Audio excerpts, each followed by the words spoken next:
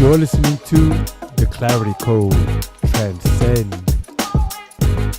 What if clarity isn't something you find, but something you become? What if every challenge, every doubt, every shadow is a doorway to your awakening?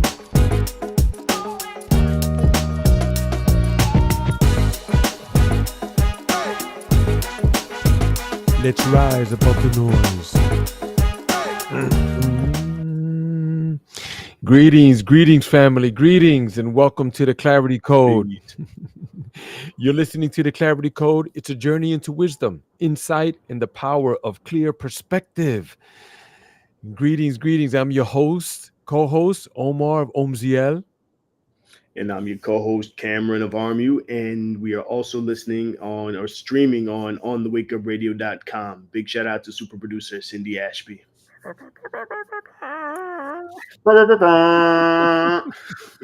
We have to get those sound Yeah, effects in, man. Let's do it. I know, I know. How you feeling today, I'm brother? feeling amazing, brother. Just super superb, man. Every time, we were talking a bit Mm-hmm. about that offline. Usually when you speak to a brother, they go, "Oh, I'm doing okay so far." I'm like, so far, Right, come on, right. man. You waiting for something to happen, bro? Mm-hmm. Yeah, let's. Yeah, it's like you woke up. That's the start. Straight. Let's go with that. There's a lot of people who went to sleep last night who didn't wake up today. Mm, So, mm, let's give thanks. I love it. I love it. I love it. So, yeah, we're building this thing, the clarity code, man, and it's a bit, Yeah. it has a lot to do, a lot of different moving parts, but I appreciate, as we both do, all the people who are tapping into the program, and I hope they're enjoying it as much as I enjoy, doing it. So, Right. I did want to say that we are having the Windhorse Rising Men's Experience taking place on December the 4th, the 5th, and the 6th. And that will be Mm, taking place on the Stone Mountain Farm, which is located on over 250 acres of land. We have mm. this amazing lodging location with a fireplace and a huge deck outside and bedrooms and a piano. And oh my God, just so many good things happening with this, man. So yeah, I Mm. wanted to mention that. So Beautiful. perhaps we can step into that a little bit later with some more details and stuff like that. Right, because I think it's important. So, being someone who has experienced your work, and just been in your presence and just experienced you, it's even the value that people are receiving for whatever their exchange, their monetary exchange is. I think it's well worth it because you treat people as the whole person, the whole being, the whole energy package that's coming in there, and really help to guide them through that journey. And it's from a place of experience, Mm, right? mhm, Because we're in this realm right now in this modern time. It's 2025. It's October 28th, 2025. mm, And I'll tell you what I had what a shaman tell me, right? He was explaining to me. He said we are in the age of the universal shaman, mhm, where we have people who have had many lifetimes.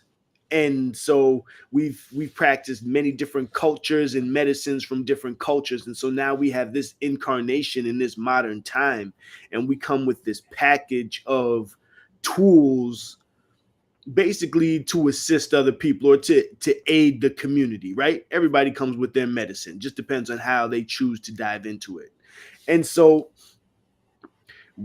part of this involves it's experiential. It's not like, oh, I go to a university to become a shaman. It's like, nah, the world is your university. In reality, the universe is your university. mm. And so you're coming as someone who has had the experience and done the work enough to qualify you to guide people now through this journey. Like I talk to you, and you can look at me because I have a couple years less than you on this in this realm, in this incarnation. You know what I'm saying? And you can look at me and be, oh, that's what that young man's going through. Good bet. I got it. Right. Like, and that's largely how our relationship goes, where there's not much that I've brought to you that you can't relate to. Right. Appreciate that. Appreciate that. That's how it is sometimes. I've had people tell me, "Oh, why don't you get this certification for this other thing?" And I'm like, "Bro, listen, man. All the information is out there. There's some guy who makes a certification for whatever, he just put his name on it. There's all kinds of guys. Yeah, come on, be a man's leader and all that. Leader? Listen, man. Right. I'm 58 years old. I come from the streets, and it's been tough, bro. I've been, you know, I've gone through pain, suffering, abuse, and those type of things. I've put abuse on people as well, and I have to, navigate through all those type of things too. So what does that do? That makes me an authority on some of these things, bro. Right. Things like that. And Right. plus, it's that thing you speak about where I include people in everything. We're equal here. I'm not the boss here. I'm not the leader of the men's. Like yes, I am the leader. I am leading things like that too. But there's no hierarchy. There's none of that. We're Right. all equal. We move as one unit, bro. We prepare our meals together. We journey together. We hike together. Like everything like that, bro. And there's a Mhm. prepared schedule and a comprehensive plan for a man's um, visual quest when it comes to being the best version that they can possibly be. So, Right. you know, You know, go ahead, brother. one of my favorite generals, General Hannibal Barca, right? The great Carthaginian, the African general. He used to eat with his men. He used to say he didn't have some general's tent where he's up. You know what I mean? He's like, nah, we're eating the same food. Okay, y'all eat before me Mhm, mhm. because y'all are doing a certain brunt of the work. You know what I Yep. mean? Like, Mhm, let me mhm, get my rations later. And he didn't put himself above his men, but he understood his role as a general as well. Like, okay, listen, we're gonna go up over these mountains, and some of us might not make it, but some of us are gonna make it. mhm. And then they landed in Rome's backyard and gave them hell for 16 years. No support from their Mm, country. mm. 16 years in Wow. Rome's backyard, spanking Mm, them up and down. You know what I mean? So it's right, like right. that's why he's one of my favorites, because Oh, I love that. his philosophy on life. And I'll just say this, right? One of my favorite quotes of his is, where there's no way, we'll make one. Mm, And he lived by it, and then he showed it, and then he lived and died by it. So now we can mm, look at his life, be like, oh yeah, he was really about that life. Like, yeah. I So love that. what can we not do if this man was able to bring an army over the Alps, fight off hordes of Mhm, savages, recruit mhm, some of them, be mhm, betrayed by some of them, and still make it to the other side? And that mhm, was just to mhm, get to the battles that they wanted. But that wasn't even a battle. To me, that's like an entheogenic trip. You know what I mean? Like mm. you go through that first part and you Mm. going head Right, first right, through the right, realms right, right. That's just to get to, beautiful. okay, be here now. You get to Mm. interact with these different dimensional spaces. Mhm, mhm. That's beautiful. It does make me think about you on a deeper level because you always come with some of this great knowledge and you've got the history also. And then, you've also done some navigations through your consciousness, which is quite profound and super important, especially as a man. We need to move a certain way. We should, you know. Right. So why don't you tell me a little bit about when you were coming up, where you come from? How was that environment and perhaps some of your spiritual awakening? Mm, mm, yeah. So I told you in the past, I grew up in Westchester in New York. So that's up in the suburbs. And, it was good. Like, went to good schools. My parents, I had my mom and my dad, and, they worked hard. They were always working. They were always working. So even during the week, didn't see them much. Got to see them on the weekends. And then even the weekends, that was time to run errands. So I think one of the big things I learned from my dad, my father. The first lesson I remember him teaching me was discipline. I was like, yay big, and he's telling me about discipline. Discipline, you have to be disciplined. And I'm not saying I'm the most disciplined person, but that's one thing that he would always beat into my head. And then he showed me, you know what I mean? Because he was always at work. Then on the weekends, he was doing food shopping and, you know what I Mm. mean? Dropping I have two sisters. He'd be dropping me and my sisters off at whether it's sports or whatever, you know, whatever teams we're on. So I learned that from watching him, you know. That's good. And then yeah, and same thing with my mom, you know, like they're both very disciplined people, didn't complain about anything. Like it's the type of thing where I would never think anything was wrong with them, you know. It's only when you as a man now I have these conversations. Oh yeah, when you were, you know, in 1990 something, yeah, we were going through this. Like y'all were going through this. Dude, I was alive and you were going through this. And he's like, but you would never know. Mm. And that's that old school, you know, they're Mm. born in the 40s. It's the way it's So supposed to that be. yeah, you know what I mean? So that's old school. We don't complain. They, you know, the term keep your head down and just keep moving. It's that thing. And You're right. and that's something that I think even the younger generation can't, like the folks under me even, right? Because I'm born now 82. So the folks who came around in the late 90s, 2000s don't really identify with, not to say they don't have discipline and all that stuff, but it's like my parents come from a completely different world than what I come from and definitely what they, you know. So you see the kind of the button heads of the generations right now, for better and for worse, in my opinion.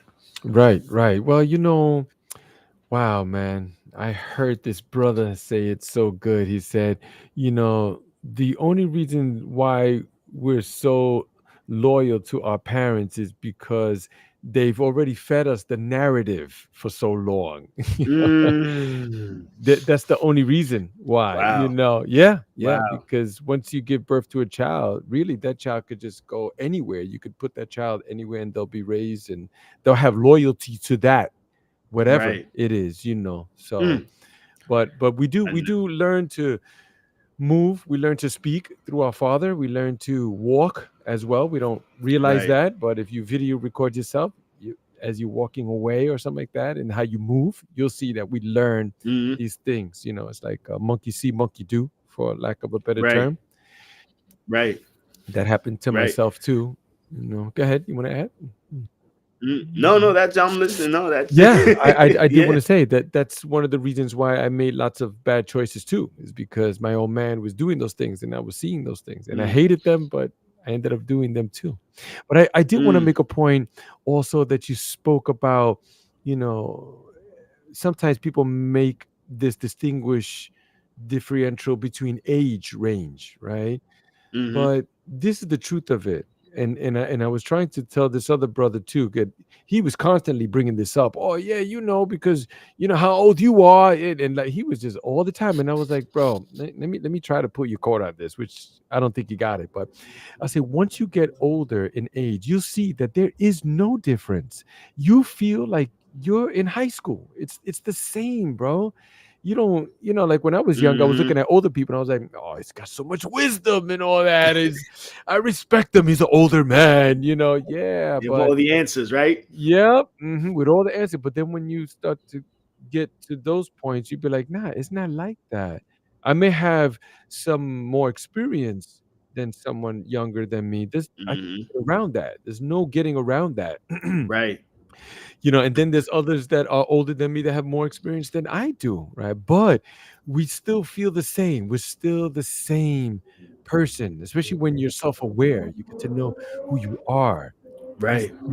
you're the same. The skin, yeah, it starts to lose its elasticity, Mm-hmm. and then the colors of your hair too. They start to, as you can see, I'm growing out the Right. goatee. You got the wisdom growing out. You got Yes, the wisdom color. yeah. The, I the old love lady it. likes it. She's like, "Ooh, you growing that out? I Right, like that." right, I'm like, right, right, right. So, baby, I guess I'm growing it out yeah, then. My lady. yeah, Yeah. yeah. But it's no different, man. It's just we're all in this together. We're all moving. Yeah. And one thing I want to say to the, because I'm gonna keep going, but one Yeah. thing I want to Please say do. to the younger folks too is you all are have the privilege, and I'm gonna say it like that, you have the privilege of growing up in an age where your elders are again reaching back and showing you their and our faults. Where our elders, I'll speak for myself, the elders that I saw didn't talk about their faults. They knew that they had them, but they had to be so kind of rigid and stern, and like I have to give the best example to this young man. I have to give this best example to these young ladies. So even though I have faults, we're not going to talk about them. We're not going to put them on display. You know what I'm saying? It's not Mhm. going to be a conversation. Where I think now it's like, hey, we're human. We F up sometimes. That just because I say something doesn't mean it's the truth. You know what I Mm. mean? It's my belief and my how I'm filtering this reality in this realm through my filter.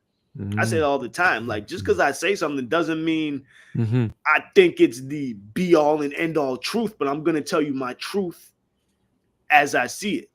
I'm going to Right. be as truthful as I can. You Right. know what I mean? Your truth. Your Right. truth. My truth. But it doesn't Mhm. mean that is the truth. That doesn't mean that Mhm. is the answer or that I believe it's the answer. Right? Yes, yes, I'm totally with that, especially when it comes to all kinds of belief systems, because we believe that it's Right. going to rain tomorrow too, but we also believe that God is going to get that guy for being wrong. Like, and Right. but you see, that's not the truth. That's your truth. Right. That's your Your truth. truth. You believe that those things are going to take place or not take place or happen or stuff like that, but not the truth. You could live your whole life and not know about not even close to half, less like 10% of what we believe in our society.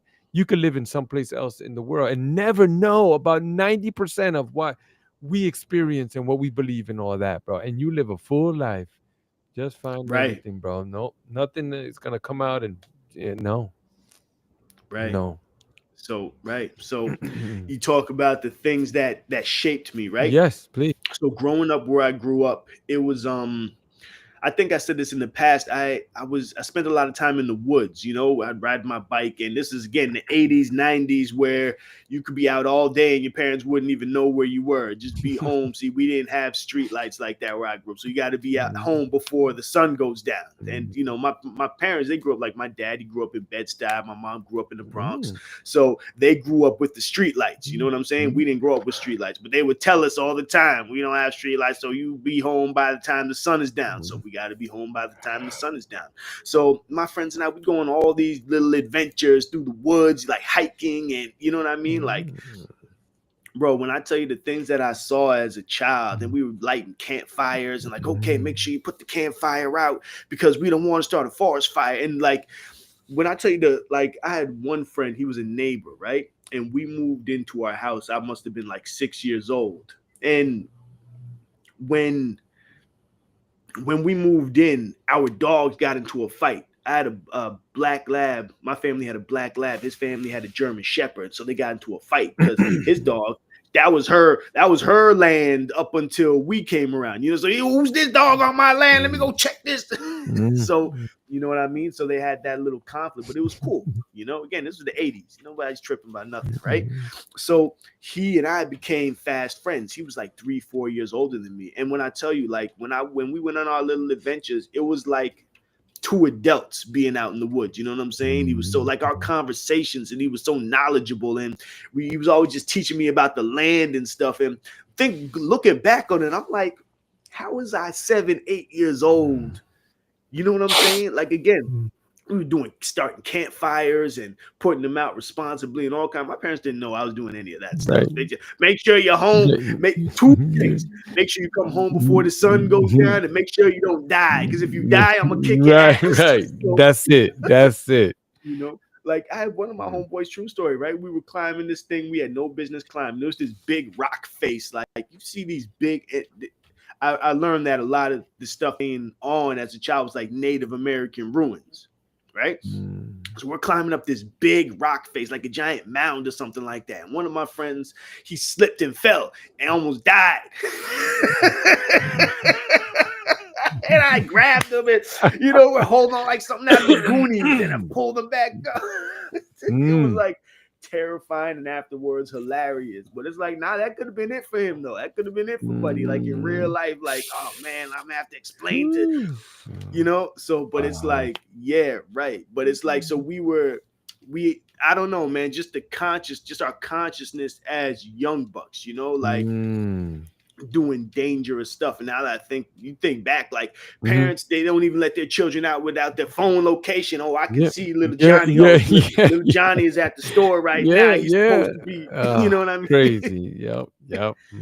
Right. But so it was like a different consciousness then, but interacting with the land, there's something to be said about, for me, right? The mystic of interacting with the land. Like you inherently know that there's not just animals and plants, but there's forces, if you want to call it that. There's a natural mystic, That's why I love this Bob Marley song, Natural Mystic, because there's a natural mystic in the environment. And I think the more someone connects with the environment or is in connection with the environment, the more it just gets in them, the more, you can sit in a place, right?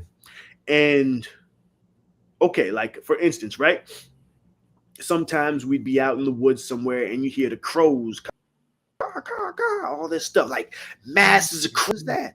And so you walk up on them, you stay a safe enough distance because you don't know what it's about. But do you know that crows, they meet up and they have a big party or something like that? I don't know what it is. And it's just like thousands and thousands of crows calling in the spot and just hanging out. And like, I don't know what they're doing. But it's like every crow it's like family reunion. It's like a crow jump up. You know what I'm saying? We shutting down the town. We all going to this tree. And so you can only see something like that if you're in the place to see it. And I've come across that, probably dozens of times as a child. And if I was more aware or more tapped in, I could be, it was during this season, it was during this month, it was during, you know what I mean? But I don't know, because I was just kind of witnessing it. So it's like things like that kind of on the physical realm shaped how I look at this world. Yeah, but I also see where it helped to influence your spiritual awakening and your spiritual awareness as well. Yeah, because I didn't know that there was a spiritual awakening to be had. So I'm gonna tell you, right? So we're gonna go a little deeper now, right? So I don't know when this started in my life, but it's funny because it's like I don't usually talk about this stuff at all, right? What I'm about to talk about. So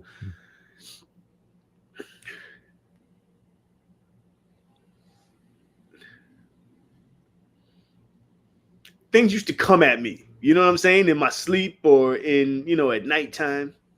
And I remember one day I was like, I think this is before we started going to church, because my parents, they started sending us to Sunday school at a certain time. So this was before that. And they were terrifying. It was terrifying. And so, entities, whatever. And so I had to start praying. You know what I mean? I had to learn how to pray. And I remember I went looking in the house and I found an old Bible. It's not like I grew up Christian in quotes, right? But it's like at that point, it's not like my grandma was very religious and spiritual. My grandma was always praying, always reading the Bible. But there was a point we weren't, we didn't go to church or anything like that. Like my family, my immediate family, my grandma lived in the church. And so found this old Bible, and I don't know how I found it. I found the Lord's Prayer, I guess, in the Bible. I was young. I don't even know how, because we didn't have the internet like that. So I just found it. I somehow found it and I memorized it. So anytime I would start getting attacked, I would start reading the Lord's Prayer, because I knew enough to know, all right, let me go to something a little bigger than myself to go deal with, And my dreams from a young age, there was a lot of conflict. There was a lot of conflict, and it's not like I came from a house with a lot of conflict. But my dreams had a lot of conflict, and they were telling me things.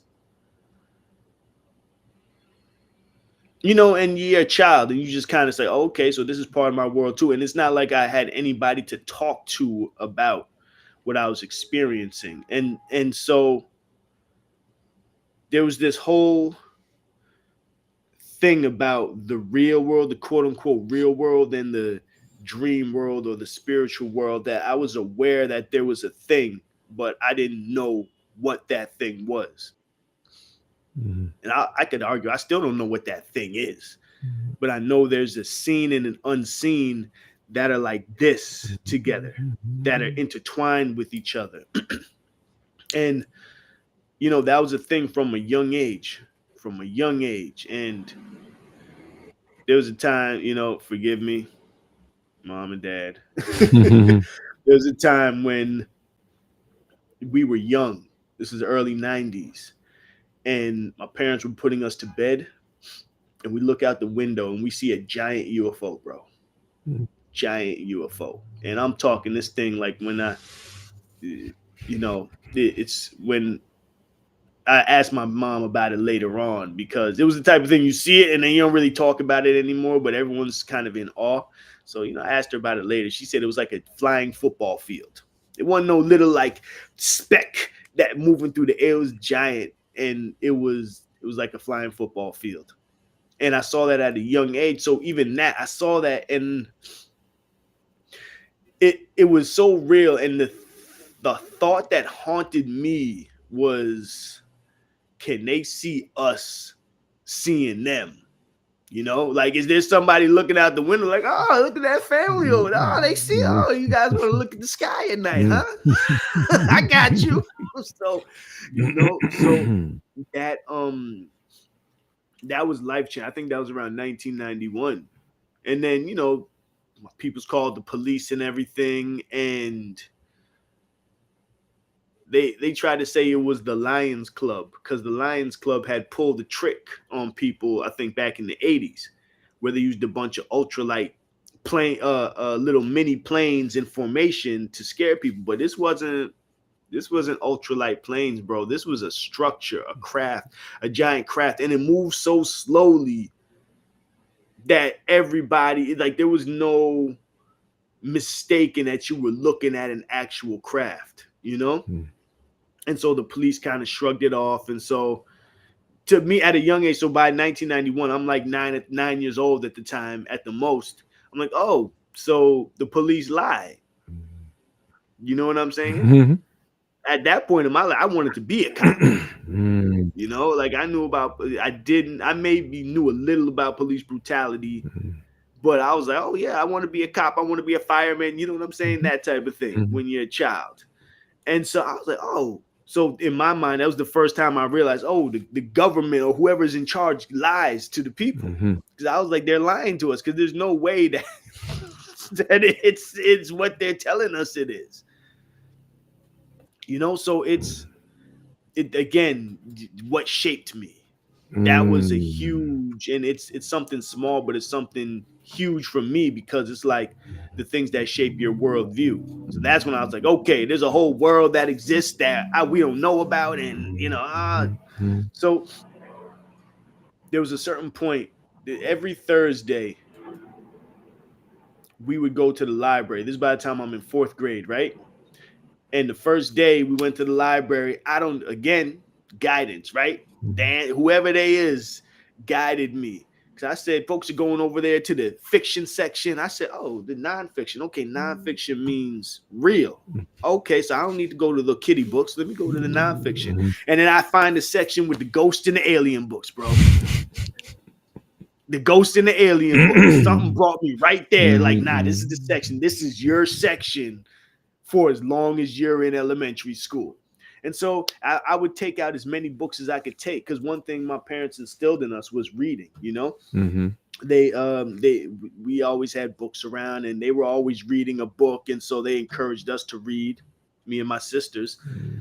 And so I would get these books, as many as I could get. If we could get 5 books, I would get 5 books. Oh, okay, so it's gonna be 3 on ghosts and 3 on UFOs today. So all, yeah, right. So real life. This was so all the stuff you see now on these shows, aliens and all this stuff. Like I was into that when I was, single digits. You know what I mean? Mm. The classic stories, the Barney and Betty Hill, the Mm. Roswell, Mm. Mm. all these stuff. I done read those when I was a child. Barney and Wow. Betty Hill freaked me out because it was just so like I think this story is true, And there was Lenny Zamora. I think he was a Mexican cop. He was chasing the bandit or something like that, Mm. and then pulls over on the side of the road because he sees an egg-shaped UFO with 3 things coming out the bottom. That's crazy. Right. And Right. something comes out of it. A creature comes out of Lenny Zamora is a Mexican police officer, And Mm. so for me, I'm like, oh, this is in the nonfiction section, so this must be true. Mhm. I was Mhm. reading the books about ghosts.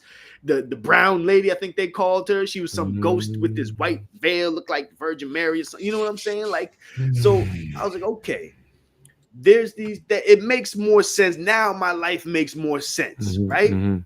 Put my life into perspective. Okay, there's this whole realm that exists. I don't know what it is. These books, they didn't give us answers on what it is, but they let you know that it exists. Ley lines. That's where I first learned about ley lines. Mm. Oh, okay, these lines, and they build all these churches on these lines, and there used to be a temple under that church. Oh, okay, okay. Well, I bet you there's ley lines around where I live. You know what I'm saying? Like, I bet you there's ley lines everywhere. Cause why not? They're ley lines. Mhm. So this helped to shape my consciousness, right? Mhm. So fast forward now, high school years, and mind you, man, I was a knucklehead. I had some knucklehead years, some real knucklehead years that were real trying for my parents. Mhm. You know what I mean? Mhm. And because they're working, doing their thing, they're not trying to get calls home from school, none of that stuff. Like I can't do yes, you know. Um, so that was a whole part of my life, my teens, my early to late teens. But and now that I look back on it, it's that whole thing of having guidance. You know what I'm saying? Like, who do I have to express myself to about the things that I experience? Mhm. You can't tell me this world is what it is when it's not. I'm being lied to. I'm being had. I'm being hoodwinked. I'm being bamboozled. Y'all lying to me about the nature of this world, right? In so many different ways, so many different layers. And I even want to use that as a segue to the men's retreat because like bring your young men out, bring your teenagers. You got a knucklehead teenager, bring him to Windhorse, right? Windhorse Rising Bring men's experience. That's right. That's Right. right. Bring him to the men's experience. You know what I'm saying? Because then he can come around and be around a bunch of men who understand the importance of process. We, especially as melanated men, we come from cultures who had men's circles, Mm. right? Mm. It's like if someone's acting, okay, bet. It's all right, cool. Because we're having a gathering in a few days. So he's gonna come out to this gathering and we're gonna find out what's going on, let him express himself, let him be around a community of men who love him Mm. and course correct this so that he can now go back to being a productive member of society. Because when a young man is acting out, that's a cry for help. Mm. It's true. Right. Right? That's a cry for help. That's the young man say, hey, I need something. Right. Right. And when he's with around a bunch of elders, other men, maybe even his age, then they can say, okay, one of them, maybe it's just one of them. Okay, I see what this young man's going through. Okay, I got it. Mm-hmm. I see what's Mm-hmm. going on. We got this is what we need to do, Right, fellas. right. Yeah. What often happens is that we look at our parents, even our fathers, we be like, I just want to rebel. This guy's telling me what to do all the time. I can't believe it. Doesn't he understand me? I'm not figuring some of these things out, but I'm gonna do it one day. And and then someone from outside of that inner circle, takes him under the wing and say, hey, I understand you. Right. I see what's going on here. Talk Right. to me. I'm hearing you. I just want to listen to you. Because often as parents, that's what we do. We want to talk right away. Oh, you need to turn left. That's Right. why, son, but maybe it's right. Or maybe it's don't turn at all, you know. But Right. but but out of protection, we spoke about that too, about how Hmm. oftentimes our parents instill these things into us, and I Right. often quote Don Miguel Ruiz, that he said we're domesticated like dogs. Yes, we're We don't question domestic. anything. That's it. Yeah, our parents are the ones that are telling these things, but oftentimes it takes someone from outside of the circle, and I'm glad that you brought up the wind horse rising, because you you went on for a while, bro. That was quite profound, bro. Thank you so much for sharing that, bro. That was deep, bro. And I can't wait to hear Yeah. more. Thank you for sharing, man. That's Yeah. much needed, much needed. But here we are, Yeah. December the 5th, the 6th, and 7th. This is a profound opportunity for people that is potentially a great chance of being a life-changing event for people. You go somewhere, you have a nice time, and you enjoy some stuff, but is it really Yeah. life-changing? And then there's these moments that like pow. Oh man, I remember when, see, just like you were saying, I remember I was there, Right. and it changed me. It changed me. It moved things around. There was a shift in my belief system. I could see now that, Right. police, they not that shiny object that you see on a pedestal or something like that. Right. So Right. that's what we're there. We're there doing that. And then, there is an energetic exchange, right? And we've spoken about Hmm. this too, where sometimes I often tend to want to give this, like, discount, and I'm all I often feel like this used car salesman, yeah, Right. we'll throw in some new rims on the tires too if you Right. buy now, Right. oh man, come on, bro. Nah, this is not a used car. This is a Rolls Royce. This is a Right. Ferrari. This is a high Right. performance vehicle. Right. You're not You know, putting 87 fuel in this. nah, no, you don't do that. You wouldn't do that. You wouldn't. You wouldn't. You wouldn't put Jello into a Tiffany crystal bowl. Right. You would. Right. Right. No. This is the China pot grandma the China cabinet grandma told you not to touch. You get to touch it for 3 days. 3 days, Yeah. right? For 3 days, you get to use the China. You get to bring it out. Exactly. Exactly. So so Yeah. so yeah, sometimes people want to discount these things. And I love to be with my people. I know that, the people that you come up with, they need it and all of that. But if brothers are coming talking about, hey, could you, I don't got the money right now, it's a strange thing. Yeah. It's not for you at the time, brother. It's You not for know, you right now, brother. That's it. because I always say people will invest in Mm, what they prioritize. mhm, mhm, It's all it's always true.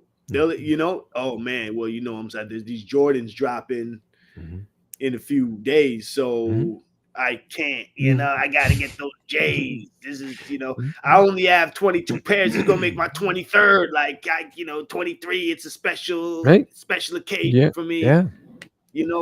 I gotta get my hair cut because I'm gonna be standing in line for the next Yeah. 18 hours. Yep. Yep. People are gonna prioritize what's a priority to them. Yeah. And then people want to bargain too, right? You were Right. telling me a story about that. If you Bruh. care to share, but if not, I mean, hey, let's we could just say like this. Sometimes people want to come with these type of bargaining chips, and really what we should wait for is when people put the chips on the table. You see? Because if you know anything Right. about poker, you can have all the cards. Oh man, beautiful. Like you want to play. Oh, I'm enjoying myself. But if you don't Hmm. have those chips to put on the table, it's not personal. Right. You know, You know, It's not it's not personal. personal. Yeah. We'll work with you. You know, Right. we'll work with you. the, We'll the work story with you. brother's talking about. The story brother Omar's talking about. Hey, Mhm, bro, if you're mhm. listening right now, hey, listen, Look, man. It's eh, fodder for life. You know what I'm saying? You we get to be life changed the lesson. names to protect the I innocent. don't even know the brother's name, but it's a good Exactly. So even story, better. and this Even is better. a life lesson. You taught me a good life lesson, right? So he was like, "Oh, saw the work I was doing. So, oh, man, brother, could you? I'd love if you could come for my lady's birthday, and give her a massage." Okay, cool, man. Let's just work out the details. And he was like, "Oh yeah, but I can't pay you any money, so." But what I will do is I'll give you my CD. And for me, this was at a time when I was learning boundaries, because I've done, you see this wisdom I have here, right? The wisdom growing in on the sides. A lot of that is also from overworking myself, burning my candles at both ends, because I was for myself, I was going above and beyond, or I should say burning my candles at both ends, right? And so this was at a point in my life where it was like boundaries, like, oh, like, let me not jump on everything, let me not say yes, let me learn no. You know what I mean? It'll be okay if I say no. And so this was one of those tests that come out. Okay, universe is like, I bet you think that you think you bad now. You think you're just gonna tell people no now, right? Let's see, right? And so he's proposing this thing to me, and at the end he's like, yeah, well, I don't have any money to pay you, but I'll give you my CD. You get a copy of my CD, and I'm like, I can't do that, brother. Like I can't. I'm sorry, no. I can't do it. But he's like, but my ladies are, yeah, but I need money. He's like, but my CD is fire. Like, I can't eat the CD. I can't pay the cab that I have to take both Yeah, but ways. you can listen to it on the way back home as you pay that cab. Listen, bro, I'll tell the cab driver, listen, I can't pay you, but I got this fire seat. Yeah. I think Oh this my dude God. is it. It's crazy. It's crazy. you know? And it's like, I mean, and again, forgive me, brother, if you ever see this, but it's like the audacity, you know what I mean? Like the Mhm. audacity, bro. Come on, like the type of work that I do. Right. Um, Right. and, You and you're understand. not even, there's not even going to be an energy exchange. Right. Right. They'll try you. Pete brothers will try you. I mean, I used to be like that too. So I try to not, give a brother a haircut in front of everybody, say, I try to take it, with a Right, grain of salt and say, okay, no, brother, no, no, we can't do that. And I've fallen into that trap right. too and go, yeah, okay, we'll do that. And, but then I'm left with that feeling inside, like, nah, that was Yes, not an even exchange here. Like I'm yes, not bitter. I'm not, pissed off, because that's not mature either. But it's not fair. And a person doesn't want you to feel like that. They want it to be an even exchange. So then let's right. do it at that. I mean, you've often made mention about some of these offerings that I have. And you've come out and say, damn, Omar, and on live on the broadcast saying you pricing that too low, man. That's you giving Yeah. it away, bro. Yeah, right. Because it's true. Because it's true. Because again, that goes back to what I said at the beginning of the show. I know what you offer. I know, even though I haven't been to a retreat yet, I haven't been to an experience yet, but I've experienced your work. You know what I'm saying? Like I know, and as a person, I know you.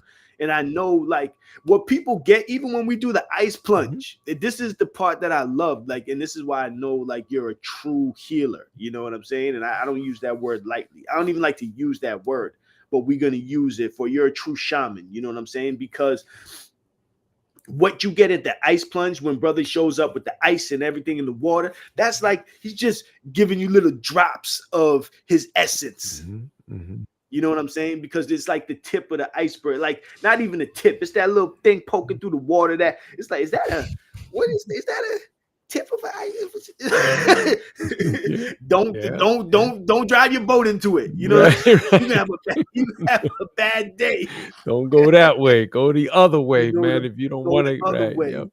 But it's like, but there's so much behind what you do. So by the time the person's in the water, you're just telling them to breathe and move. You know what I'm saying? Mhm. And like I'll give the experience when I was going through it. It's like I knew what you were doing as someone who does work similar but different. I knew exactly what you were doing, and I really appreciate it. You had me in that water for 4 minutes, my Mhm. first ice plunge ever, and you had me in first ice plunge ever, and you had me in there 4 minutes. And Mhm. I could have gone longer, but there was Mhm. a line. Right. You know what I'm Yeah. saying? And what you were doing, you said, okay, breathe. Okay, Mhm. now this is what's happening. Right. Okay, Mhm. cool. Right. Now you feeling it in your body. Now Right. you know what I'm Right. saying? You knew what was happening because you had the Mm. experience. Appreciate You know what that. I mean? And On the flip side of that, imagine if you were alone and it was the ice water, you would have lasted like 20 seconds right, and gone out. You right, would have been like, yo, that was hard. Hard. right. Because I've done cold plunges and been like, oh, ooh, 5 breaths, I'm out. Yeah, yeah, right. Yeah. Can't feel my legs, I'm out. Mm-hmm. You know, Like, nah, you can there should go be ahead. something that should be said about someone that helps you, right? They have this word that goes around now. It's called a life coach, right? And like when I first Yes, heard it, I was like, man, life coach? I don't need no life life coach. Man, coach. get out of here. Oh, man, I've been giving advice around here. I nobody's paying me for this, but then I needed help. You see, so think Hmm. about this when you see high level athletes, right? People who are performing at the very top, brother. I mean, the top. What do they have? Right. They have coaches, bro. They have They have a coaches. whole team. Why? Because they're smart. They know. Mm, In order for me to get to the next level, I need to be with someone who knows about that next level. How would I even know if I'm there when mm, I got there? I'd look around and be like, mm. "Am I here? I don't know." You know? Y- Right. Yeah. So And, that's where people and come in to help. it's true. And if you want to say on a spiritual level too, we all come into this world with this team. And part of understanding this realm is learning to access that team. People call them angels, spirit guides, all different. There's a whole order of energies that come in to help us be who we are supposed to be. Yeah, yeah, that's true. That's so true. And You know, and go ahead. go ahead. What I was gonna say about the society we live in too. Like it comes with a whole barrage of distractions and messages. We get something like I think it was like 50,000 messages a day, bro. Bombarded. Mm, More than 50,000 messages. They're all different, right? What are most of them saying? They're saying you're not good enough. You're not smart enough. mm-hmm, You're not white enough. You're not black enough. mm-hmm, you know, mm-hmm. you don't have the education. You don't have the connections of complexions. Mm-hmm. You don't have none of those things. You're not tall Right. enough. You're not short enough. You're not all of those things. Your teeth, your hair, your eyes, your skin, the clothes, you're getting all this, bro. All Mm-hmm. the buses that pass by, all the billboards when you're driving on the highway. Now they're TVs. Before they were still, now they're movements, Right. bro. That's how they're putting people to sleep like that while you Right. drive on the highway, bro. It's crazy. And, So this is where this comes in. and now each one of those things that you mentioned says, buy me, buy me, buy me, buy me, buy me, buy me. Yep, buy On me, buy top my of idea, buy my yep, yep. On top of that, buy, right. get with us, do this, do it. Come on, you could do it, achieve it, Uh, and when you can't, imagine someone goes through a day. This would be a dope sketch, right? Just everything that they see, they just buy. Oh, that every little thing that pops. Oh, they buy. Oh, let me just buy. Oh, let me subscribe to that. Oh, I can't buy. I gotta subscribe. Let me get it. yeah, Everything. yeah, yeah. That'll be the sketch of the year Right. right there, man. But there is this other thing that you mentioned also in the beginning of this session right here. Mm-hmm. You spoke about discipline. Yes. You see? So where does someone get discipline from? How do you know what that is? And how do you know that it's working? Or what if you feel that it's not working? You still would need someone to guide you on some of those things. Right. I know firsthand because I needed those things. Mm, I mean, I was a train wreck walking, but once I started waking up a bit more, man, that's when I started to turn to those people who knew about these things. mm, See? And that's where these books that you speak about, the ones that you went to, mm-hmm. how would you know about Betty and Barney?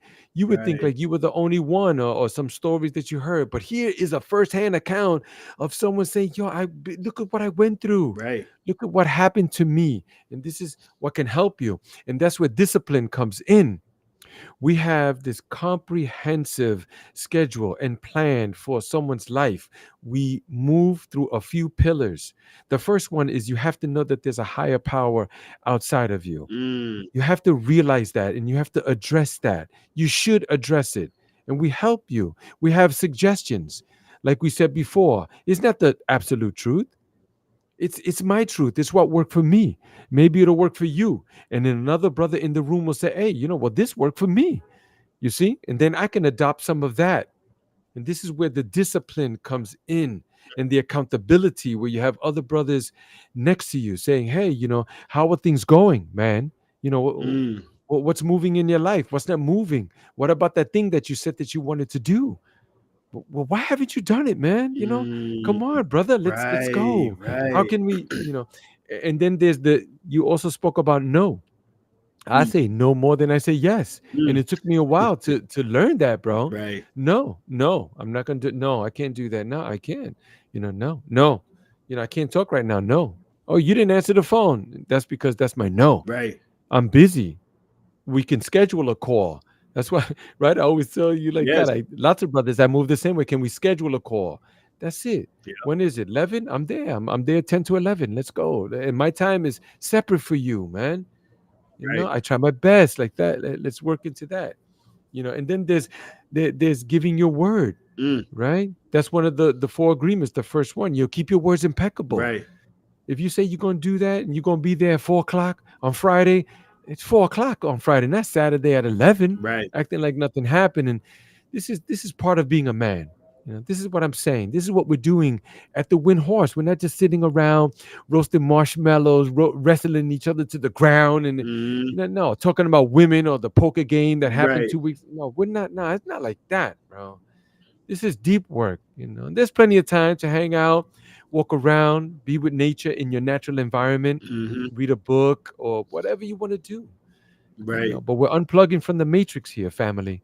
We're getting away from this program that's here, and Eh, coming back to your compass, your North Star. right. And I want to add that this is again what our ancestors were doing. Like you see, the sisters are doing it. The sisters are having women's circles and sister Yeah. circles and all that stuff, getting right. You know what I mean? Okay. And men, Mhm. this is something that we used to do that we no longer do. We need to Right. get right.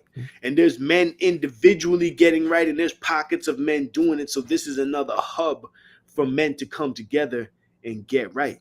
Mhm. And we need this right now because listen, you see the queens, the empresses there, the goddesses there, they're taking off, but they need cohorts. You know what I'm Mhm. saying? Mhm. Where are the Mhm. men to complement them? Oh man, Because that's what they want. you go in there, you go in there, you go in there. It's crazy. It's so true. I mean, wouldn't you want it if you were high level? You want someone up there too, Right, and that's what women are. They might not say it, but come on now, they're looking at you like, come on, man, this right, guy's a player. He's a real player, or right, exactly. yeah, he's not even trying. The divine feminine wants and needs the divine masculine. And this is something, so I'm gonna tell you because lots of women tell me this. You know what I'm saying? Lots of women who are on that level are like, where is the divine masculine? Mhm, Where y'all mhm, at, fellas? Where mhm, y'all at? There, mhm, and it's mhm. not just about, oh, I'm the divine masculine. I am in this book, it Yeah, says yeah, I am. Like, no. yeah, yeah, How do yeah, you yeah, show yeah. up every day? How do you show up for Mhm, yourself and for the people in your life? How do you show up for women that you don't know? Part of mhm, being divine masculine is showing up for women who don't know you. Quick story, mhm, right? I was mhm, um I was about to get on the train. There was a sister at the top of the stairs with this huge suitcase. And I almost didn't say anything, but I said, Sister, you need a hand with that? Oh my gosh, thank you. Carried it down for her to the platform. Hey, mhm, thank you. No doubt. Went on my way, right? mhm, mhm, She comes back to me. Now she's walking up with her suitcase. Hey, I'm a singer, this and that. This is my okay, thank you, sister, this and that. And then we just get to talking. You know what I'm saying? Having a mhm, conversation. And she's telling me about all the dudes that tried to holler at her. She was talking to this one cat right before, I guess sometime before. They were all having a good conversation on the train or whatever. And then he left her to go carry this bag up the stairs by herself. You know? mm. And so I'm talking, I was like, yeah, I almost didn't say anything because there's times where I want to help a sister out or I help a lady out, and she be, I got it, I don't need your help. You know what I mean? And she's like, yeah, Mm, those women ruin it for women like me, because we're not like mm. that. We do want your help. We do want the masculine to step in. We Oh, want y'all to be yes. men for us. You know what I mean? And Yep. so that, Yep. because the Yep. day before there was a situation where I didn't step in because I didn't want to get barked at. And I felt Mm, really bad, but I didn't right. want to get barked at. You know what I mean? Yeah. Yeah. And they want that. They do want it.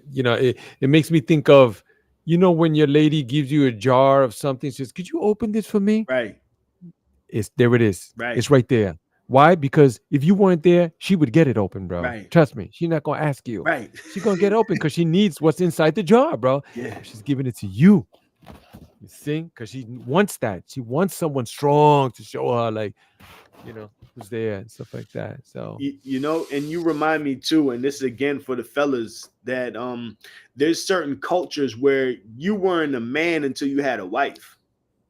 mm, mm, You were mm, not considered a man until you had a wife. mm, mm. If you go back Right. to Kemet and Mhm. Nile Valley, the Happy Valley, the the airship came, and all throughout Africa, airship came through the mother. Mm, mm, mm. Lineage came through the mother. Even if you're a man born through the mother, it's the mother. Right. Right. Right. There you go. There you go. So we have to come correct. We have to stand, keep our word. It's part of being the man. A lot of brothers don't know what that is. You see them out and doing the pull-up bars in the park, or the ring. They're doing the rings now and all that. Mhm. That's great. That's fine. That's good, man. Like, we got to keep physically fit. That's Right, true. right, And all that. But what else? What else? You see, then you sit and you rap with those brothers a little bit, and you see that their head is like all over the place, and you could already see they're making up stories, fanciful stuff. Like, bro, come on, man, right, you're just making that up. But okay, okay, brother, I hear you, bro. right, Yeah, right. like, okay. How do you show up for yourself, and how do you show up for the people in your life? How do you show up for your community? You know? Yeah, there's something should be said by that, and we appreciate any brothers that would love to tap into that, and or would just love to learn more about it. Let me know. I'll do my best to leave it in the show notes. My name is Omar, and we're the Omziel Healing Sanctuary, Hmm. and it's taking place on December the 5th, the 6th, and the 7th, which is plenty of time. Hmm. Right? Good brother be like, "Oh, I don't know, but I don't want to buy the Jordans, but I gotta pay my bill." Yeah, you're Right, paying it now, bro. Like, you right, have like a whole month, But I seen you on social media, up in the. Come on, man. right, So it's one of those things. Like, you really gotta want it. I tell right, everybody that, you gotta want it. You gotta want discipline.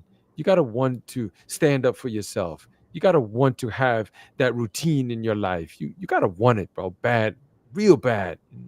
Not kind of want it. Yeah. So right. come check us, man. Come check us. But I know we can go on for a while on that. But Hmm. please, I wanted to get back with you, Cam, because it definitely leads to that. Perhaps you could tell me more about your spiritual awakening. How is it that came? In what form? Was it one day, 1 hour, 1 minute? Was it a series of things that occurred, or how did it look for So, you, brother? so that's why I laid out the story the way that I did, because there's a lot of in between too. But then it came to a point, let's say the year, it was probably around 2001, where I really came into my awakening. I was starting to wake up in the months to 9/11, and I was learning about Rastafari. I had a brother who was a Rasta, and so he told me two great books to get. So I started reading those books and just kind of overstanding more. You know what? I like. I'm not a religious person at all, but I took to Rastafari because it was like a living religion. You know what I mean? It's not like, oh, this guy came and died in the past and now we worship. And it was like, nah, like we are part of an ongoing narrative. Like 200 years from now, someone might write another testament to the Bible. You know what I mean? That would maybe include the era that we're living. It's like that, you know? Not that I subscribe to the Bible or anything, but it's like when you read it and then it just stops. Like, okay, no more angels were talking, no more prophecy, no more prophets, nothing else happened after that. This is, you know what I mean? And so for me, Rastafari was like a living livity. I don't really want to say religion, livity, you know, lifestyle, and connected to the spiritual realm. And to tell you, I don't deal with spirits; they deal with vibes. I bet. You know what I'm saying? It's the same thing to me. Like, again, I don't get real doctor. I don't get into the doctrine. I don't get into all that. But just to say, you know, that was really a part of it, because for me, that kind of anchored me into a system of understanding the spiritual world or the unseen world. And yeah, and then so, you know, a lot of that was about the fall of Babylon and all that, right? And the Babylon is the system of confusion. It's the for them, it's the spirit that's been around. You know, you had ancient Babylon, and then you had Rome, the Roman Empire, and then the continuation. Like, this is like the modern day Roman Empire. You know, the Ma'afa, what people call the slave trade, the opposition between Rome and Ethiopia, and you know, all that stuff. It's like, oh, okay, no, there's still a spiritual war going on. Because I was in the process of unlocking my brain. This elder had suggested this book called Lies My Teacher Told Me. And when I read that book, I was like, oh, okay. It's because I had a homeboy and he and I would always talk as children, right? And we'd be like, how did Christopher Columbus discover America if there was people in America, right? And so when I read this book, Lies My Teacher Told Me, it was like, how can you discover a country when there's people? It's like, oh, okay, so I wasn't crazy. And again, this is now for the young bucks. This is going back to the 90s, early 2000s. We didn't have YouTube. We didn't have SoundCloud. To put in perspective, I was in college in 2001 to 05, right? I was a history major. And I had a professor. Now, mind you, he might have been a Fed. He was definitely a Fed. I was at a black university. I'm sorry. I know this is, but it's the truth, though. It's the truth. You know, he was a Fed, and this guy, he was This is the book, by the way. This is the book. If you can see it, Lies My Teacher Told Me. We're gonna put that up in the show notes too. You see how thick it is? Oh, here you can see it here. But you see how thick it is? When I got but this is like, what edition is this? Completely revised and updated. The one I got was thin like this. This thick, you know. So this is just to say, like, this is back in it. So I brought up the professor to let y'all know that for the young bucks, right? I was in school at the time when they tried to tell us that the Egyptian civilization wasn't an African civilization. And at this time in school, the professor told this particular professor, he said, because we were, you know, we wanted to write papers. We were doing, like, we were studying Dr. Anthony Browder, you know what I'm saying? All these different scholars. And he was like, you can't use any of those scholars. If you use those scholars in my class, you will not pass this class. So we couldn't use Tony Browder. We couldn't use John Henrik Clark. We couldn't use Dr. Ben.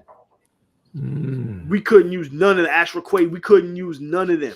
If you use those scholars in my class, you will fail this class. So you know what I'm saying? So that's the era that we come from. So now they're like, oh, you know, Lies My Teacher Told Me. Like, yes, that book broke ground for a lot of people. Because so when I read that, you know, that let me know, okay, bet. I've been lied to. I thought I was being lied to. I know I was being lied to. And it was okay to say that. You know what I mean? So that was part of my spiritual awakening, if you want to call it that. Because now I'm also coming into a cultural awakening as well. My parents always instilled a certain level of pride. You know what I'm saying? You got to be proud to be who you are. You know, they talk about Dr. King and Malcolm X and all this stuff. Yo, my mom took me to see Malcolm X Whenever that came out, I guess I must have been in fourth grade. I was Malcolm X from Mm. there. Like that for me, growing up, Dr. King was cool. You know what I'm saying? But Right, right. I didn't like the whole idea of turning the other cheek. Like, oh, you're gonna throw a brick in my head and I'm gonna walk away. Like, nah, we're scrapping. You throw a brick in my head, we're scrapping, right? Because, and that's another part of my story. Like, I had bullies at different periods in my life. You know, I was fine. I wasn't gonna tell this story, but I'll tell this story. Okay, there was when I was in first grade, and he used to torment me. You know, most days on the bus. Most days on the bus, you know, and he wasn't too bad. He used to say things, cammy, whammy, and just get in my face and all this stuff, right? So one day, like he would go out of his way to come mess with me. So one day he comes and sits across from me. The bus is packed and everything, and he's teasing me, and I just popped him in his face. He said, "You didn't have to hit me," and then he runs off the bus and never bullied me again. I said, "Oh, that's how you deal with bullies." Because for so long it was like, oh, turn the other cheek. Don't let the words get, sticks and stones can break your bones, but this mother is in my face still. He never came back. He never came back. He never bothered me again, And I had a lot of my bullies on the bus. And so I would have to fight them in the back. And, my pops was, you can't be out here punching people. So I didn't punch him, but I threw a mean headlock, bro. I mean headlock. And then now it just escalated because now they throwing the N-word around. You know what I'm saying? Is I'm a kid, but it's like I know I ain't about to stand for that. So now I'm throwing headlocks. I said I'm not gonna punch you because my daddy told me not to punch you, but I'm gonna choke you out. You know what I mean? And so by the time I'm in high school now, it's like my friends and I, we ended up bullying the bullies. You know what I'm saying? Like we were like the Avengers or something. Right. And and that's was part of what shaped me. So I already had that fight in me, and I already knew what a bully was, and I understood that I wasn't gonna allow myself to be bullied by anybody. And so I'm saying that because that's part, if you want to say, my spiritual awakening. It's like, what type of individual are you? You know what I mean? I'm not about to be bullied. I can't, like in my fiber, I cannot allow myself to be bullied because I know what happens. If you allow someone to bully you, they're going to keep, but it's not like they're going to be like, they're not going to see your humanity. They're going to keep bullying you until they can break you. Right. And so I inherently understood this from a young age because I asked them to stop. Please don't bully me. Please don't do that. Please leave me alone. You think they left me alone? No. But when I popped them in their face, they never came back. So, oh, okay. I guess that's, I learned that everybody communicates differently. And sometimes you have to communicate in the language that people understand. That particular individual, that's the language he understood because he at home, he's rubbing his face. I shouldn't mess with that kid. Right. He spoke to me in my language and I understood. Oh, that's what he said. Don't bother me. And that's what he meant. He meant, I will punch you in your face if you bother me. You know what and then it does move into other areas of our lives as we continue to grow. Because you see the same bully in the water cooler at the office job, and wherever you see him in the church, in the next pew collecting the offerings or wherever. They're everywhere. So, learning those hard lessons and learning to navigate through that also is quite important. Especially when you have to try to get rid of those friends. To stand fully in your mission too, because I've had to do that too. And so now you reach above a certain age, right? I say 18, right? You can't go around punching people in their face. How do you deal with the bully then? So that's part of the spiritual journey as well, right? How do you deal with that type of opposition as an adult moving through this society? Maybe you could get away with punching someone on the train if they're bothering you and scoot off, scurry off real quick. It's like if you're in your office and you've got a bully, you can't even curse this person out because now you've got responsibilities. You've got a job. How do you deal with them? Right? So that's part of the spiritual journey. And it's waking up and learning how to navigate this realm. Right. So was there a time when there was a shift where you were like, hey, something spiritual is happening here. Yes. Like, yeah, Yeah. Yeah. you I know what I do. Yeah. mean. It's a little hard to describe because some of those things, they're cultural and they're have to do with interacting with Yeah. individuals in our society and those type of things. But when it's spiritual, it's like it's right Yeah. here. It's here. It's just here. It's nothing. So this is the thing, right? When you when you're the one that ends up bullying the bullies, there's the potential to become the goon, right? And start to engage in goon behavior. And so I was, moving into my goon years now, and was kind of snatched out of that environment, and and I had to go through my awakening kind of in it alone, you know what I'm saying? Where now I'm in the books and I'm waking up and I started reading the Bible. I'd left the religion if I was even in it. I started reading the Bible, and that's what really pulled me out of religion when I started reading the Bible. Because hold on, why? How is it that this is being interpreted for me where I don't really need an interpreter? There's nothing in here that says I need an interpreter. I need someone between me and this to understand whoever that is, right? So I started reading and just started questioning, and again in a place where nobody had answers for the questions I was asking. I sit back and I would think and kind of meditate and pray, and just all of a sudden this information would start coming to me. I said, that's interesting. What's that? I learned later in life that's basically what meditation is, You're asking for information or you're going seeking information and it's coming down. And it was the way that it came in my mind was, okay, this is the mechanism that was created for that. I said, okay, I'm asking this question. Okay, if a child asked me this question, how would I answer that child? And that's the mechanism that either I created for myself or that was already there and I was tapping into in my mind. And so there was a lot of that dialogue going on. Oh, okay, all right. And so this was in, like I said, the year leading up to 9/11, right? Start understanding about this world and, things that have been done in the name of who and what. And then learning that Babylon, okay, this is Babylon, is the system it's going to fall, it's going to collapse. And then 9/11 happens. I was wide awake after that. I said, oh, this is the thing that they were saying was coming. Oh, because now I'm being told, whoever they is, I'm being told that something's coming.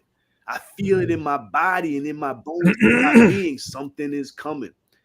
I'm looking at the signs and looking at things that are happening. I'll tell you, I was working at this. I was working at this apothecary as a teenager. I was doing deliveries for them. I was doing deliveries and I was stocking their shelves. So I was dropping off people's medication and stuff, right? And so it was dope because it was the natural herbal side, homeopathic. Then you had the pharmacy. So I was cool with the pharmacist, and he was like an older Jewish guy. The pharmacy owner, he was a white guy, French guy. They were cool enough. The pharmacy dude was cool. The other dude, he was cool enough. He was all right. So I so there was a situation that happened, and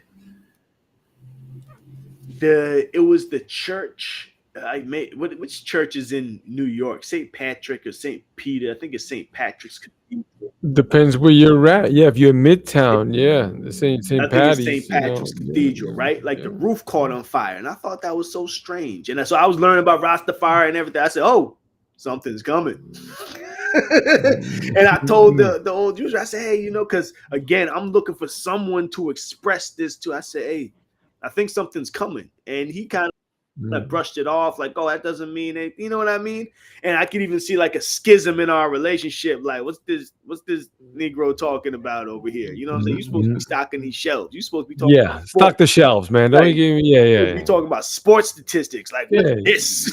Exactly. Yeah. That's another thing in the spiritual journey, understanding that people are cool with you when they have you in a certain position. You know what I mean? Mhm. But then when you step out of that role of what they think you are, then all of a sudden you see a level of opposition. And granted, it probably Mhm. sounded crazy. Who's this kid talking about something's coming? But then weeks later, so now I go off to school. Weeks later, I see Aaliyah's plane goes down. You remember the singer Aaliyah, right? And how her Of plane crashed. course. And I Yes. told, so in Mm. between that, right?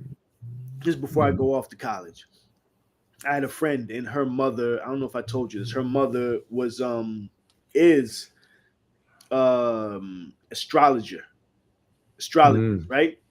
And so this is back again before the internet. We had the internet, but it wasn't that big. So she was doing charts, and she said, "Oh, I'll do your chart." So she did my chart, and she was telling me stuff. My friend was there. We were at her house, and the mom was telling us this stuff, right? And she said, my collective, we did a chart for the United States too. And she was like, something's gonna happen very soon. This was like early August of 2001. True story. She said, this is what the mother said. She said, we did this chart for the United States. She said, something is coming that has to do with planes, and it's going to dramatically change this country. She said, it's going to relate to, you remember Flight 800 that we know now got shot down over the Long Island Sound? Yeah, they said that it disappeared or some shit, was it? It Or what happened? broke into pieces over the Is Long that the one Island that Sound. came coming from Dominican Republic? Maybe, I'm not sure. But it Yeah. basically blew into pieces Yeah. somehow and fell apart in Yeah. the sky over the Mm-hmm. Long Island Sound, right? And Hmm. now Yeah. we know that, well, we should know that it was actually shot down. They found missile Mm. holes and all kind of stuff, right? But then that happened in like 98, I think. Mm-hmm. Mm-hmm. But 96 to be exact. thank you, 96. And she said it had to do with Flight 800. She said the whatever comes, the government is going to interpret it differently than what they tell us.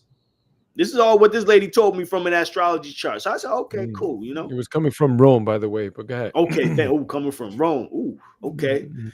So fast forward now, that church roof fire happens. I said that what I said to the big man, right? Okay. Mhm. So I go off to college now, and my roommate at the time, he was studying to be a pilot. He was outside. He was getting his pilot's license.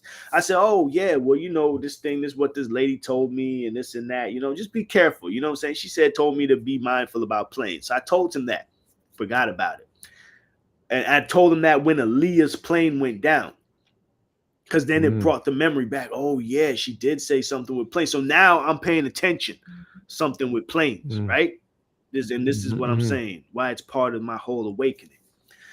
Then 9/11 happens. And to this day, I will always remember how beautiful it was. I was in Virginia at the time. I was at Hampton University. And I just remember it was a beautiful Tuesday, early morning. I woke up for class. I had the TV with the bunny ears, and it was all staticky and said fire in one of the twin towers. Oh, that's weird. How did fire get up there? Whatever. Go off to class, come back. Mhm. I see the brothers in the lounge, and they said the twin towers blew up. You know what I'm saying? Mhm. And for me, in Mhm. that moment, I remember walking back to class and thinking how beautiful the day is. You know what I'm saying? Like, I remember thinking about how beautiful the day was. The sky was so blue, the birds were Right. chirping, the sun was hitting my skin, like everything was perfect. Mm. And then, and I think now when I think back on that, I think I remember that so well because that was the last day of normalcy in this realm. Mm. This world was already a wild place, but to me, that was like, all right, we about to kick up the chaos Right. on Earth There was forever. there was a huge shift. I learned about this device. I don't know if you know it. That it measures the it measures the mood or something like that of how humans feel on the Okay, planet, stuff yes, like that. And they said that it's never made a spike ever until that day on 9/11, where wow. the whole world actually felt like, wow, this something different happened That's here. that's the So Schumann resonance you're talking about. The Schumann resonance. I don't know the mm, device that measures it, but it's the Schumann resonance that you're talking about. Yeah, and that's a great thing. Like if people want to kind of see what's going on vibes wise, check the daily Schumann resonance because it's doing some wacky stuff sometimes. It's a set of electronic frequencies resonating in the cavity between the Earth's surface and the ionosphere, Yes. primarily generated by lightning strikes. Yes. Right. And so my understanding, right, it's generated, they say generated by lightning strikes, but I think the lightning strikes Mm. are an It, artifact. it, Yeah, because it's mostly it says its most common frequency is approximately 7.83 hertz. Yes. So it's really the heartbeat of the earth. Literally. Yeah. So they're able to measure that. They know that. They know the Right. sound, the frequency, and all of that. In Right. fact, I had learned as a side note, when you see native people, it's usually attributed to the indigenous people of this land where they are in the powwows, right? And Yes. it's always that beat that, Yes. and they're always dancing like that. They're Yes. doing that jerk. They say that they are just mimicking the vibrational frequency of the planet. That's Yes. what they're doing. Yes. They're in that touch. They're in touch. Yeah. Yeah, think about the Nyabingi drum, the Nyabingi drum, right? That they beat in Jamaica, right? That's the same thing. It's the doom. It's supposed to be the heartbeat of the Mhm. earth. Yeah. Similar thing. And so, Yeah. not to go too far left, but it's like, yes, they can measure it, and they also manipulate this thing. They manipulate these frequencies. And so with all this electronic stuff, like, okay, on the most basic level, right?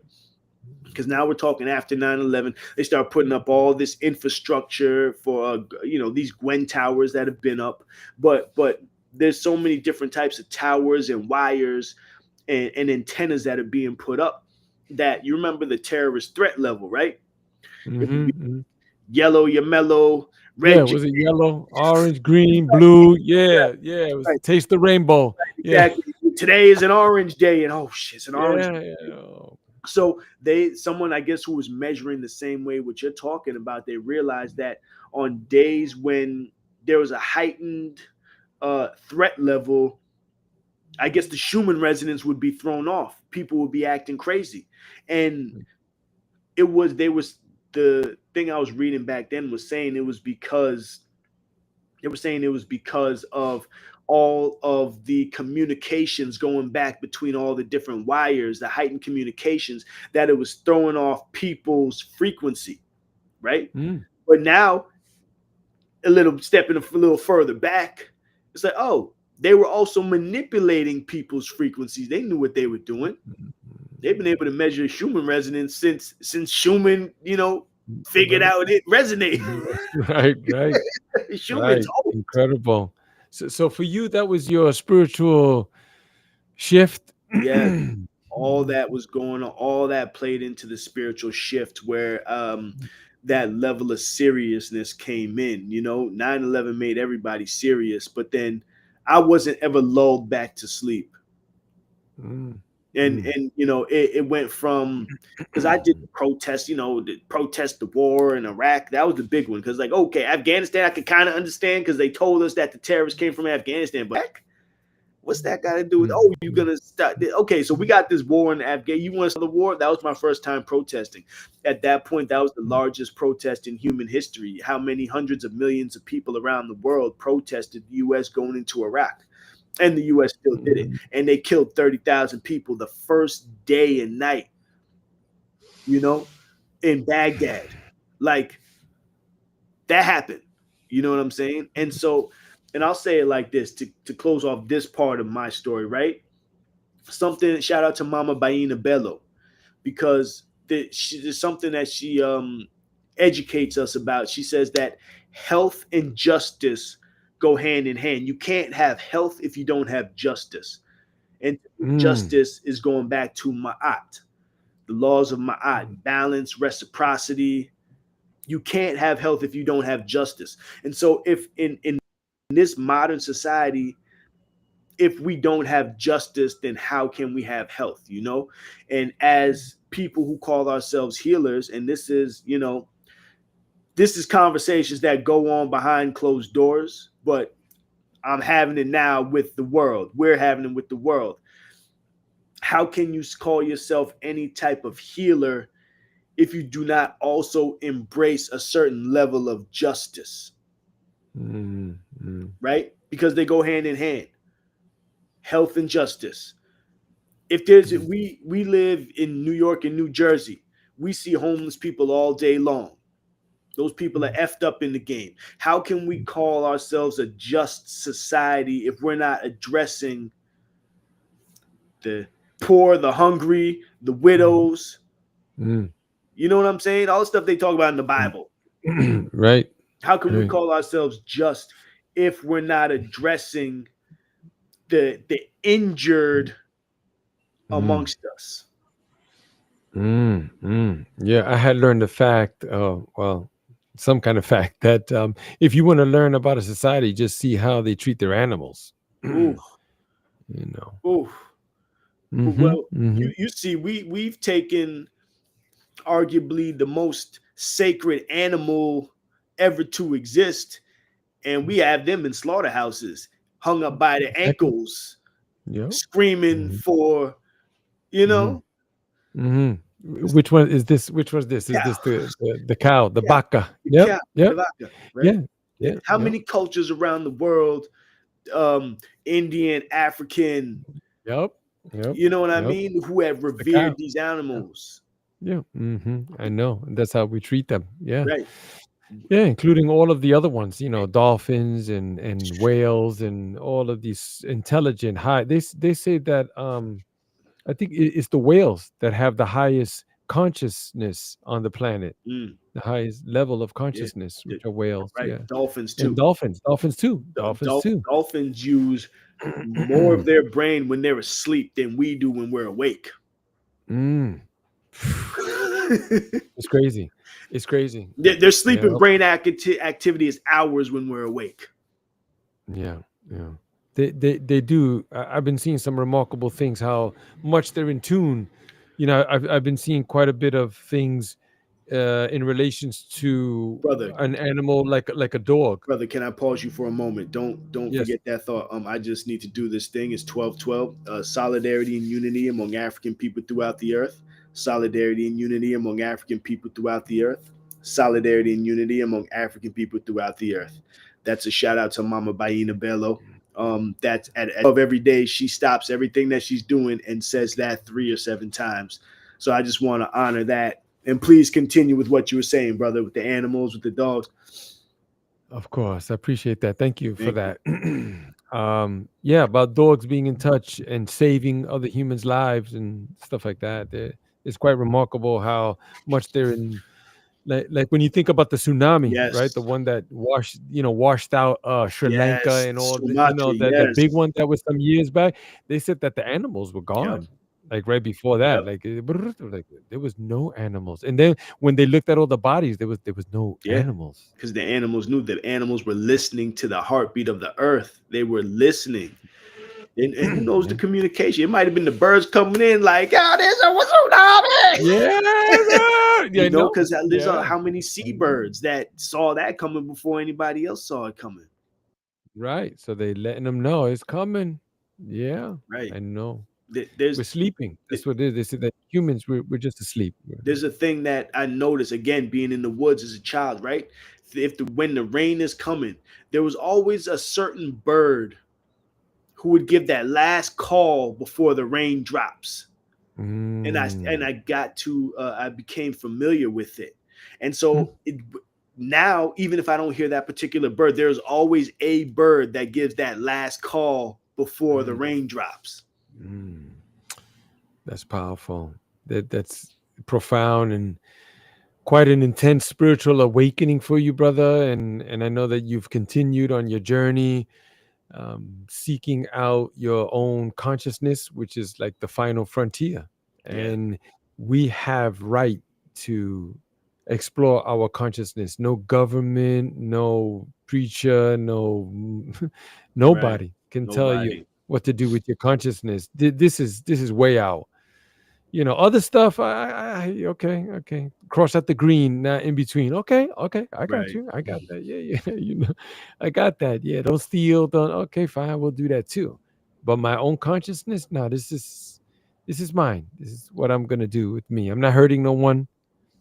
Yeah. You And know. one thing I'll say to that is that the final frontier of whoever these people are, if you want to call them the powers that be, the forces, or whoever they are, their final frontier is the human terrain, human Mm, consciousness. mhm, And I don't want to sound like a so-called conspiracy theorist, but they very much want to be able to predict people's behavior and control it because they feel mhm. that control is the best way to predict it.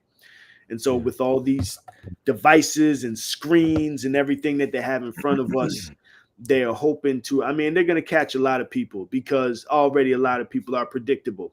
You flash this ad, ooh, let me buy it. It's already happening. You Yeah, mm-hmm.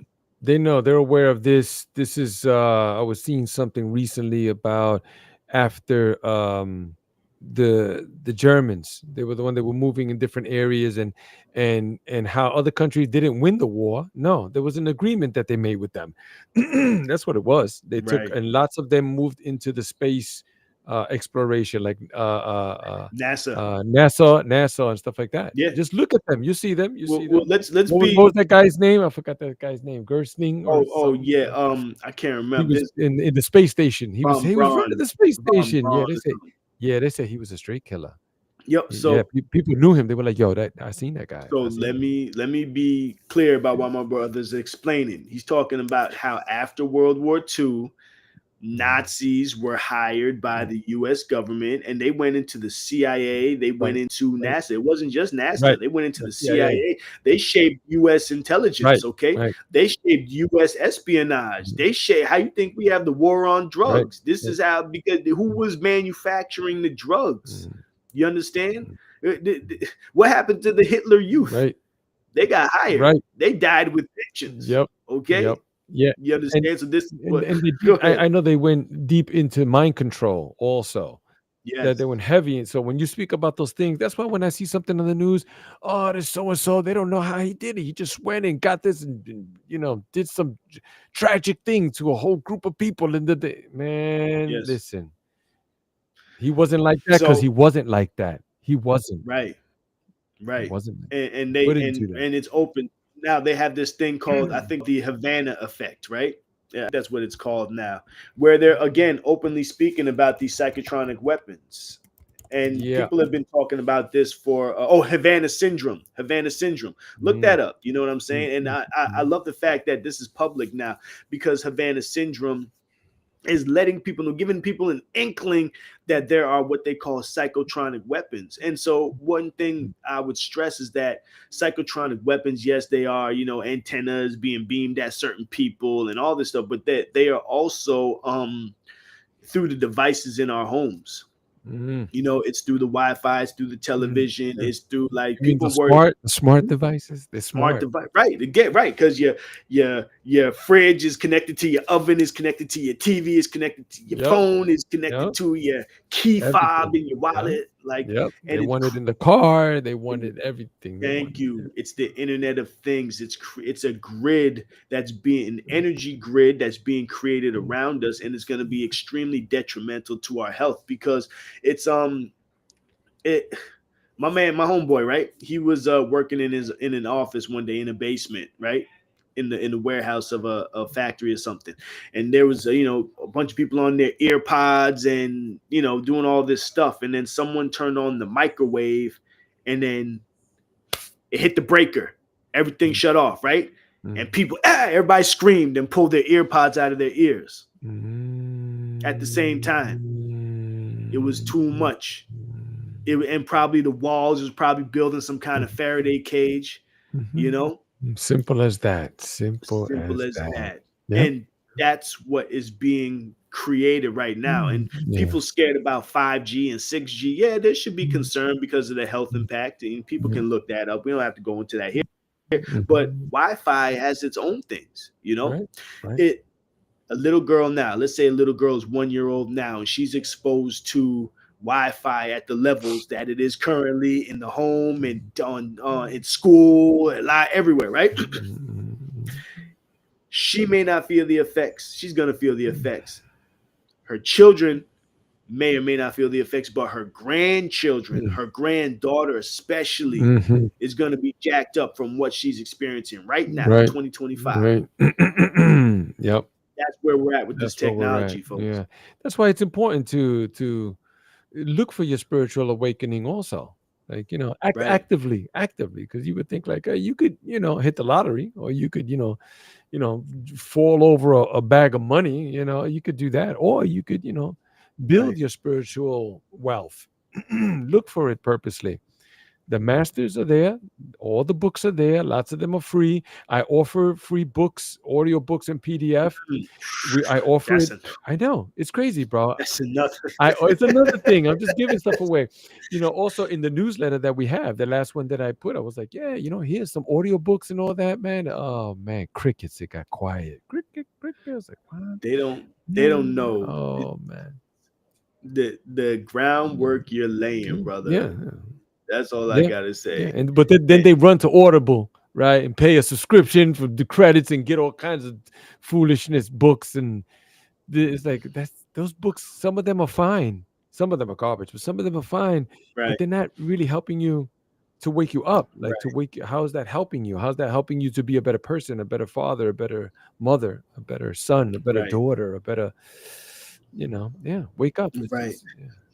Yeah, and so one thing I'll just throw in there is because you're talking about, today we were focusing on my spiritual journey, especially. It's one thing I've learned is it's cool to be spiritual if you want to call it that, if someone wants to call it that. But again, how do you show up day to day? How do you Mm. show up for your family, for your friends, for the people who love you, the people you love? How do you show up for yourself Mm. day to day? It's like, Mm. you could be okay. I'm spiritual now, and I've read the Rig Veda, and I've read all these books, and you know what I mean. But it's like, but I'm an asshole. Yep. I Right. don't treat people well. I Yeah. And that's how you show up in the I, world. I pollute the earth. You know what I Yeah. mean? Like I Right. say that I Yeah. I beat pollute my myself up. body. I pollute my Yeah. body, Yeah. right? Yeah. So it's like and I always go with the yogic perspective because it's in yoga, it's breath by breath.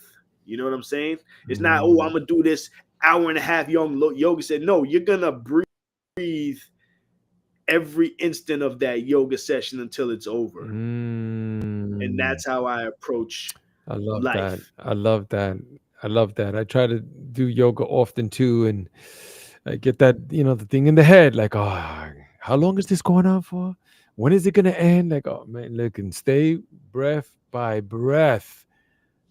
Breath Yeah. by breath. I love it. Thank you so much, brother. I know we went on for a Thank while, you. and I know, I and know. and, and when you talked about how do you show up for your community, for your family, and those type of things, I really thought you was asking me, like, personally. I was like, oh, now I gotta come up with an answer. Like, I'll tell you what, we leave it for the next one. How's that? Even for the next Yeah, one. we do Yeah. that. We do Yeah, that. that's beautiful. Thank you so much for tapping in. Appreciate it. Remember the Wind Horse Rising Men's Experience Mm. taking place on December the 5th, the 6th, and the 7th. This is an opportunity for you to see who you are, to know who you are, to move like the man that you know that you're supposed to be, to find out your purpose in this life, to see what sort of man that you are, to remember. This is just a remembering. You just have to remember who you are, what you're here for, what is your purpose. It's already inside. You just have to bring it out, and we help you with that. So there you Yep. go. Yep. And I just want to put my plug. You can definitely check me out at armew.com, ARMEW.com. You can check me out on Instagram, armew.a.r.m.e.w. And, going deeper into obviously the massage, the energy work, the quantum healing in general. Like, whatever you experience in this show, it just goes deeper in our sessions. And I would love to get to know you. You can even do a half-hour consultation, book a half-hour consultation just to get you on the path to your greatness. So thank Mhm. you, brother. Of course. Shout out to you, Omar. Shout out to Omziel Healing Sanctuary, and big shout out to super producer Cindy Ashby. Thank you so much, Cindy. Thank you, brother. Appreciate you. Appreciate you, man. And appreciate you too, brother. I see you. I see you. I see you. Peace and love.